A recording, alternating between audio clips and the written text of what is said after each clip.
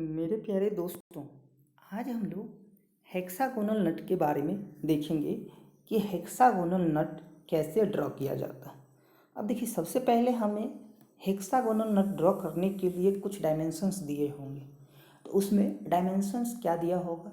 तो या तो बोल्ट का डायमीटर दिया होगा और साथ ही साथ उसका लेंथ दिया होगा। तो बोल्ट का डायमीटर और लेंथ हमें अगर पता चल गया किसी भी ढंग से, तो हम बोल्ट को आराम से ड्रॉ कर सकते हैं। देखिए, कुछ बेसिक डायमेंशन होता है, वो डायरेक्टली आपको याद रखना होता है, लेकिन जो आपको दिया रहता है वो डायमेंशन से ही वो डायमेंशन हम लोग फाइंड आउट करते हैं जो नहीं दिया है। ठीक है, तो आइए हम लोग सबसे पहले इस हेक्सागोनल नट को ड्रॉ करते हैं। तो इसमें देखिए, सेंक डायमीटर हम समझेंगे आगे क्या होता है। सिंपल डायमीटर और बोल्ट को सेंक डायमीटर बोलते हैं। तो बोल्ट का जो डायमीटर है वो आपका 20 mm यहाँ पे दिया हुआ है इसमें, और बोल्ट का जो लेंथ है वो आपका जो 80 mm दिया हुआ है। अब दो डायमेंशन हमें दिया हुआ है, इसको लेके हम लोग आगे बढ़ते हैं। तो सबसे पहले बोल्ट का लेंथ जो है 80 mm है, तो 80 mm का एक लाइन हम ड्रॉ करते हैं। तो ये लाइन ड्रॉ करते हैं। अब इसका डायमीटर कितना है? तो 20 mm। तो 20 mm ये वर्टिकल लेंथ ले लीजिए, और 20 mm वर्टिकल लेंथ लेने के बाद यहाँ पे हम लोग ड्रॉ करेंगे। ये 20 mm वर्टिकल लेंथ लीजिए और वहाँ पे दूसरा लाइन आप ड्रॉ कर लीजिए। दैट मीन्स यही डायमीटर होगा बोल्ट का। तो यहाँ से ये जो होगा ये डायमीटर हो जाएगा बोल्ट का। बोल्ट का जितना डायमीटर है उतना पे दो लाइन ड्रॉ किए। अब देखिए, अब आपको पता है कि जब हेक्सागोनल नट हम यहाँ पे ड्रॉ करते हैं और उसका हेड ड्रॉ करते हैं तो हेक्सागोन यहाँ पे बनता है। तो ये जो डायमीटर होता है इसके इंटरनल डायमीटर होता है यहाँ पे, ठीक है। और इसका जो डायगोनल होता है इस डायमीटर के दोगुना होता है, इतना आपको पता है। तो जब इसमें इस साइड व्यू से अगर हम लोग देखेंगे तो इसका जो हेड बनेगा, हेड का जो लेंथ होगा ये 2D के बराबर होगा, यानी कि 40 mm होगा। तो 20 mm तो हम ड्रॉ कर चुके हैं, 10 mm ऊपर जाएंगे और 10 mm नीचे जाएंगे। तो इस ढंग से एक लाइन ड्रॉ करेंगे। ये आपको दिख रहा है, क्योंकि ये जब साइड व्यू से देखेंगे तो ये जो हेड का लेंथ है वो, या विड्थ कह सकते हैं, वो 2D के बराबर होगा। जब 2D के बराबर होगा तो ये D के बराबर तो है ही, और एक D यानी कि 20 mm तो है ही, ये 40 mm हमें ड्रॉ करना है। तो ये आपका 10 mm होगा और ये लेंथ आपका 10 mm होगा। तो इस ढंग से आप ये लेंथ ड्रॉ कर दोगे। अब देखिए, बोल्ट का जो ये थिकनेस होता है, वहाँ पे हम लोग नट में पढ़े थे डायमीटर के बराबर होता है, लेकिन यहाँ पे जो थिकनेस होता है, ये थिकनेस जो होता है यहाँ पे, ये जो थिकनेस दिया होगा ये 0.8D से लेके कैपिटल D तक होगा। तो सिंपल हम लोग 0.8D लेके आगे बढ़ेंगे, ठीक है। तो इस ढंग से इसका जो थिकनेस लेंगे ये कितना होगा? 0.8D। ये आपको दिख रहा है।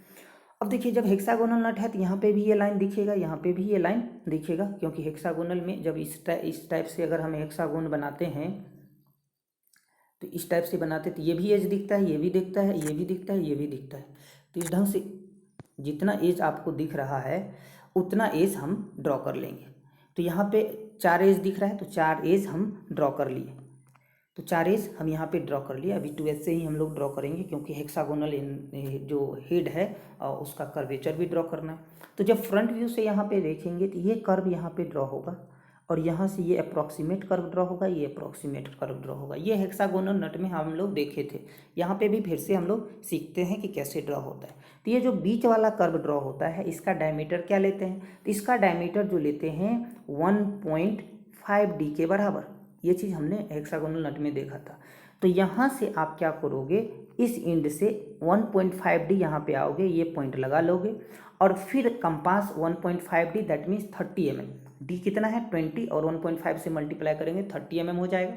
30 mm का रेडियस लेंगे और इस पॉइंट पे कंपास को रखेंगे और इसको टच करते हुए रोटेट करा देंगे, तो ये आपका कर्व ड्रॉ हो जाएगा। इसका लेंथ कितना होगा? ये 30 mm होगा, 1.5D के बराबर होगा। जितना डायमीटर होगा उतना से मल्टीप्लाई कर देंगे। यहाँ 20 डायमीटर है तो 1.5D से मल्टीप्लाई कर देंगे, तो ये आपका 30 mm रेडियस हो जाएगा, और इससे कर्वेचर ड्रॉ कीजिएगा। अब यहाँ से देखिए कर्वेचर, ये इन पॉइंट मिल गया, तो यहाँ से एक लाइन ड्रॉ कीजिए। अब ये कर्वेचर ड्रॉ करने के लिए यहाँ से 30 डिग्री पे एक लाइन लेते हैं और इसको टेंजेंशियल ड्रॉ करते हुए कर्व ड्रॉ करते हैं। तो ये आपको पता है, यहाँ से ये लाइन ड्रॉ कर दिए, ये 30 डिग्री पे ये एंगल ले लिए, और इससे टेंजेंशियल टच करते हुए एक अप्रॉक्सीमेट कर्व ड्रॉ करते हैं इस ढंग से। तो यहाँ से टेंजेंशियल देखिए, ये 30 डिग्री पे जो लाइन लिए उससे टेंजेंशियल यानी कि उसको टच कराते हुए आप एक कर्व ड्रॉ करोगे, ये अप्रॉक्सीमेट ड्रॉ करोगे। ठीक है, ये यहाँ पे कोई कंपास का उपयोग हम लोग नहीं करेंगे, तो ये अप्रॉक्सीमेट ड्रॉ करेंगे और इस ढंग से आपका ये कर्व ड्रॉ हो जाएगा। उसी तरह राइट साइड में भी यहाँ से एक 30 डिग्री पे लाइन लेंगे और इससे टेंजेंशियल टच करते हुए एक कर्व ड्रॉ करेंगे और ये आपका सेकंड कर्व हो जाएगा। तो इसका जो एंगल होना चाहिए ये 30 डिग्री होना चाहिए और ये जो कर्व ड्रॉ करेंगे अप्रॉक्सीमेट ड्रॉ करेंगे। अब ये जो लाइन 6 दिख रहा था, 4 दिख रहा था, ये चारों लाइन को आप ड्रॉ कर दीजिए इस ढंग से।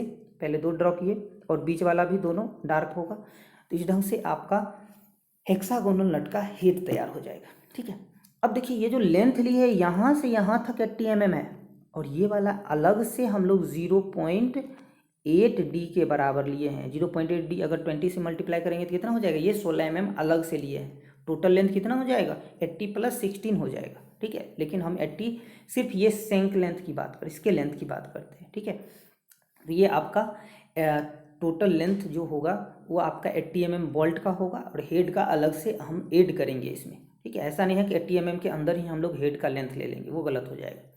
अब देखिए ये इस साइड वाला पोर्शन हमारा कंप्लीट हो चुका है। अब देखिए राइट साइड वाला पोर्शन हम लोग कंप्लीट करेंगे तो आप बोल्ट में देखते होंगे कि यहाँ पे थोड़ा सा कर्वेचर कटा रहता है। तो इसके लिए हम लोग क्या करते हैं, मान लीजिए इसको हम पहले मिला लिए क्योंकि यहाँ पे जो एज बना रहता है और फिर यहाँ पे जो सर्कुलर कर्वेचर होगा, इस कर्वेचर का जो रेडियस होगा वो क्या होगा, तो इसका जो रेडियस होगा, इसका जितना डायमीटर होता है ना, ये डायमीटर मान लीजिए 20 है तो रेडियस 20 लेंगे और 20 mm रेडियस लेके यहाँ से ये कर्व ड्रॉ कर दीजिए। ठीक है, तो यहाँ से ये कर्व 20 mm रेडियस लेके ये कर्व ड्रॉ करते हैं। अब देखिए 20 mm रेडियस लेके ये कर्व ड्रॉ करने से कैसे ड्रॉ करेंगे ये चीज़ आपको समझना होगा। तो देखिए 20 mm रेडियस लेके जब कर्व ड्रॉ करेंगे, देखिए 20 mm रेडियस लेंगे। 20 mm रेडियस का मतलब क्या, इसका जो रेडियस अब लेने वाले हैं डायमीटर के बराबर। तो यहाँ से ये कंपास सेट कीजिए, 20 mm का कंपास सेट कीजिए, इस पॉइंट पे रखिए और यहाँ पे कट कीजिए। जहाँ पे ये कट कर जाएगा वो आपका सेंटर हो जाएगा। फिर कंपास को यहाँ से ये रेडियस लेके रोटेट कर दीजिए, तो इस ढंग से ये आपका कर्व हो जाएगा। ठीक है, तो इस ढंग से आपका ये कर्व ड्रॉ हो जाएगा। तो आपको जो कर्व मिलेगा ये मिल जाएगा। रेडियस कितना लेंगे, 20 के बराबर। और ये पॉइंट कैसे लगाएंगे तो इस इंड पॉइंट से आप ड्रॉ करोगे और इस इंड पॉइंट से ड्रॉ करोगे, एक कंपास लेंगे और इसको कट करेंगे। कट करने के बाद जो कंपास से इस सेंटर मानेंगे और इसको रेडियस लेके इसको कर्व ड्रॉ कर लेंगे। ठीक है, तो ये आपका कर्वेचर ड्रॉ हो जाएगा। अब देखिए इसमें थ्रेडिंग भी क्या रहता है, तो थ्रेडिंग जो किया रहता है उसका ये जो थ्रेडिंग होगा इसके अंदर ही रहता है। तो ये अंदर भी रहता है बाहर भी रहता है, जनरली बोल्ट में हम अंदर लेते हैं। तो अंदर जो होगा ये थ्रेडिंग होगा, यहाँ से यहाँ तक ये दोनों साइड थ्रेडिंग होगा। दैट मीन्स ये थ्रेडिंग इस ढंग से रहता है, इनक्लाइन रहता है। ठीक है, अगर देखेंगे सही से तो इस ढंग से इनक्लाइन थ्रेडिंग रहता है।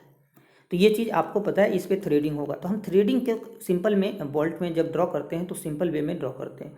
एक लाइन यहाँ से लेंगे, एक लाइन यहाँ से लेंगे। अब देखिए ये लाइन क्यों लेते हैं, तो फ्रंट व्यू में जब देखेंगे तो ये डायमीटर होगा, एक्चुअल में साइड व्यू से देखेंगे तो ये सर्कल होगा क्योंकि वो डायमीटर है। तो ये जो डायमीटर होगा इसी डायमीटर को हम लोग कोर डायमीटर बोलते हैं, यानी कि जो आपका थ्रेड वाला डायमीटर है उसको कोर डायमीटर बोलते हैं और इस डायमीटर को सेंक डायमीटर बोलते हैं, जो मेन बोल्ट का डायमीटर होता है। आप देखते होंगे बोल्ट में कि आधा दूर थ्रेडिंग रहता है, यहाँ से यहाँ तक थ्रेडिंग रहता है और इधर छूटा रहता है, यानी कि वहाँ पे थ्रेडिंग नहीं रहता है। दैट मीन्स वो जो डायमीटर जहाँ पे थ्रेडिंग नहीं रहता है वो डायमीटर आपका सेंक डायमीटर होता है और जहाँ पे थ्रेडिंग रहता है तो वो इंटरनल डायमीटर वो आपका कोर डायमीटर कहलाएगा।